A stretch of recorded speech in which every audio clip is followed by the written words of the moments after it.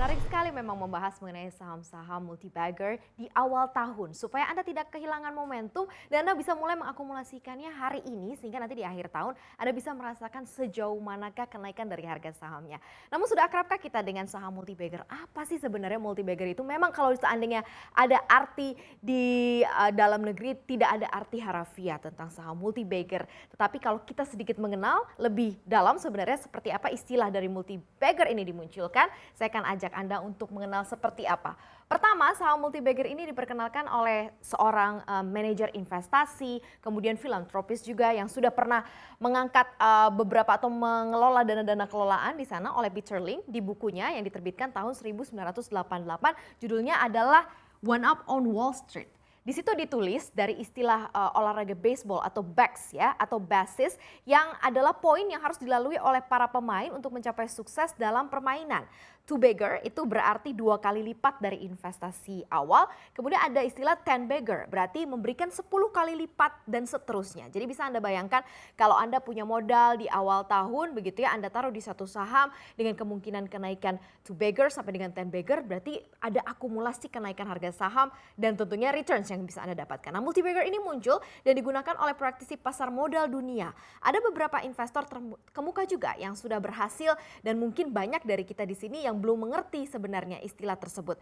Karena kalau misalnya diartikan apa sih multi-bagger dalam bahasa Indonesia mungkin dibilangnya adalah yang naik berkali-kali lipat ya, stok atau saham-saham yang naik berkali lipat.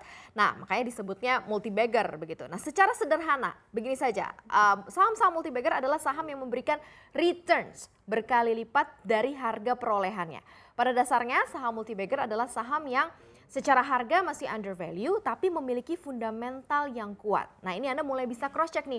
Anda bisa lihat saham-saham apa saja yang sekarang di awal tahun sudah mulai mencuri perhatian Anda, apalagi khususnya harganya yang masih rendah atau masih tergolong lebih murah. Nah, saya akan ceritakan seperti apakah kisah sukses story dari dua investor. Yang pertama dari Amerika Serikat dan juga yang dari dalam negeri itu ada Lo Keng Hong. Siapa yang tidak kenal dengan Warren Buffett? Di mana saham Warren Buffett yang pernah dimiliki yaitu adalah saham Wells Fargo. Kalau Anda tahu kode emitennya WFC gitu ya. Wells Fargo ini sebuah perusahaan perbankan dan juga financial services di Amerika Serikat. Di mana Warren Buffett membeli saham Wells Fargo seharga hanya 290 US dollar pada waktu itu ya, 290 juta US dollar di tahun 1990. Di mana pada saat tahun tersebut sektor perbankan Amerika Serikat ini sedang bergejolak. Warren ini membeli saham tersebut kondisinya tuh diskon atau lebih murah dibandingkan dengan harga rata-rata atau dibandingkan dengan harga pasarannya. Nah, sektor tersebut kemudian pulih dari krisis dan value saham Wells Fargo pun naik dan juga berlipat-lipat ganda memberikan Warren Buffett keuntungan. Anda tahu keuntungannya bisa sampai 9.000%. Wow, jadi kalau seandainya masuk dengan harga yang sangat-sangat diskon, ini memungkinkan untuk mendapatkan bukan hanya 10 baggers, tapi multi-baggers ya. Nah, untuk investor lokal, Anda pasti kenal dengan Lo Keng Hong ya, di mana adalah investor saham yang juga mengadaptasi cara Warren Buffett untuk menginvestasikan saham-sahamnya begitu ya, dan beberapa kali memiliki saham multi-bagger yang paling dikenal. Mungkin Anda ingat ada saham multi-breeder Adirama atau MBAI, di mana saham ini sekarang sudah berafiliasi atau bergabung dengan PT Java Confit Indonesia. Nah, waktu itu Lo Keng Hong ini membeli saham MBAI pada tahun 2005, harganya masih Rp250 per saham. Kemudian dia beli sekitar 6,2 juta lembar atau 6,2 juta saham gitu ya, sekitar 8,28% dari total kepemilikan. Berarti modalnya saat itu kurang lebih 1,55 miliar rupiah. Nah, sekitar tahun 2011, nah ini beliau menjual pada harga rata-rata sebesar 31.500 dan menikmati keuntungan hingga 12.500%. Dan akumulasi keuntungannya didapat sampai dengan 195,8 miliar rupiah. Itu dua contoh dari dua investor yang ada di Indonesia dan juga di Amerika, Warren Buffett dan juga Lo Keng Hong. Bagaimana melihat dan mencari saham-saham multi-bagger di harga yang benar-benar under value, kemudian memiliki prospek atau fundamental yang bagus, sehingga akumulasi bertahun-tahun ini menimbulkan keuntungan berlipat. Di Indonesia seperti apa trennya? Saham-saham mana saja sebenarnya yang ternyata masuk dalam kategori multi-bagger. Kita lihat dari tahun 2016, ini mungkin juga luput dari perhatian kita bersama begitu ya. Biasanya kita tahunya sudah akhir tahun sahamnya sudah naik lebih dari 100%. Kita lihat di tahun 2016 ada Indofarma, salah satu saham dari perusahaan farmasi begitu yang ada di Indonesia, membukukan kenaikan saham di tahun 2016 ini sebesar 2.525%.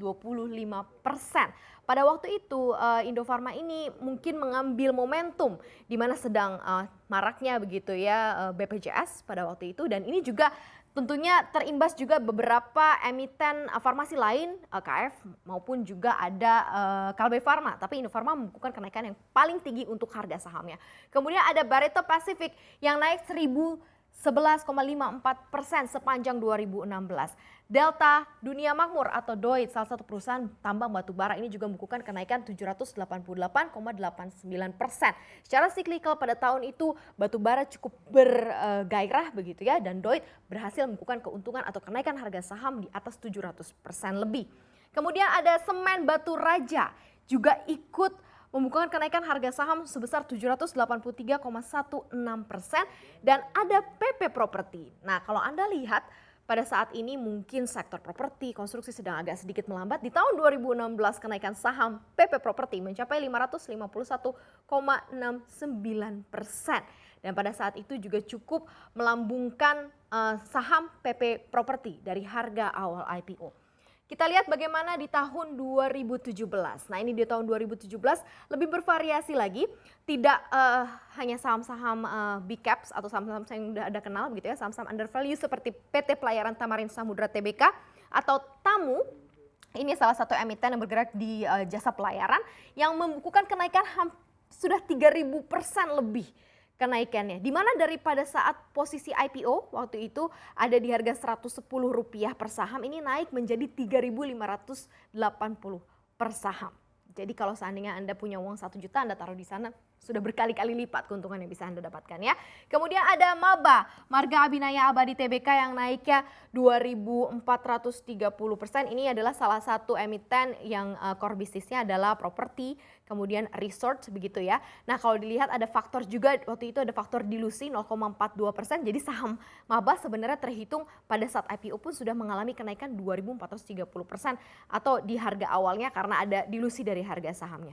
Kemudian ada PT Sanur Hasta Mitra.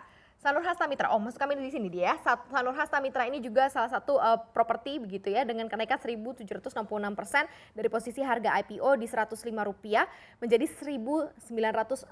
Kemudian ada TOPS, Total Indo Eka Persada, ini salah satu dari emiten konstruksi swasta di mana mengalami kenaikan 1.054% dari posisi harga IPO dari 310 per saham naik menjadi 3.580 per saham. Dan yang terakhir ada Wicaksana Overseas International yang naik 980%.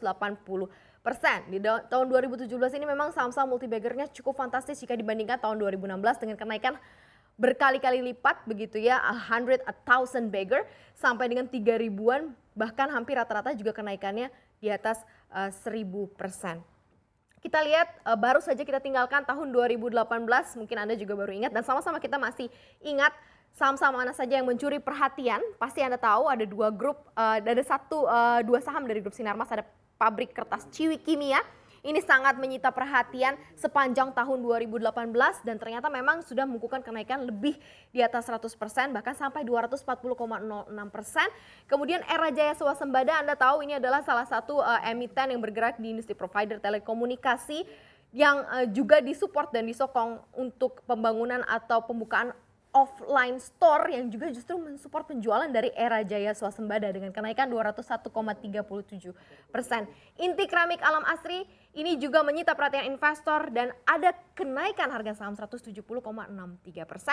Kemudian Wood atau Integra Indo Cabinet ini adalah salah satu produsen untuk furniture dan ini sekarang sedang meraup keuntungan dengan adanya perang dagang kemarin di akhir tahun 2018 di mana peningkatan ekspornya justru makin meningkat dan ini juga membuka kepercayaan investor sehingga membukukan kenaikan harga saham 158,4%.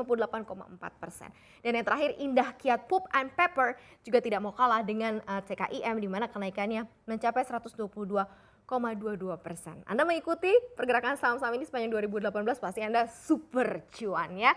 Nah, sekarang di awal tahun 2019, apa yang harus kita perhatikan supaya Anda tidak ketinggalan momentum dan Anda bisa punya saham-saham yang under value tetapi cukup punya fundamental atau jangka panjang yang cukup baik. Nah, ini kita ambil dari beberapa sumber begitu ya, di mana dua tokoh atau investor besar seperti Warren Buffett dan juga ada Lo Keng Hong menggunakan ini. Yang dilihat adalah pertama, yang harus diperhatikan adalah potensial sektor.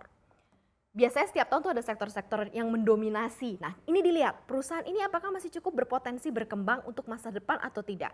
Caranya adalah mencari sektor apa yang masih berkembang di kurang lebih 5 sampai dengan 10 tahun ke depan. Jadi Anda lihat misalnya kalau tahun-tahun sebelumnya ada properti, ada beberapa sektor yang ditinggalkan, nah Anda lihat seperti apa saham-saham di dalamnya. Apakah ada beberapa saham yang memang belum bergerak banyak. Nah, ini bisa Anda perhatikan ya, saham yang cukup under value dan ada kemungkinan untuk pengembangan yang cukup tinggi. Ini bisa menjadi tips yang pertama. Yang kedua adalah tingkat level hutang ya.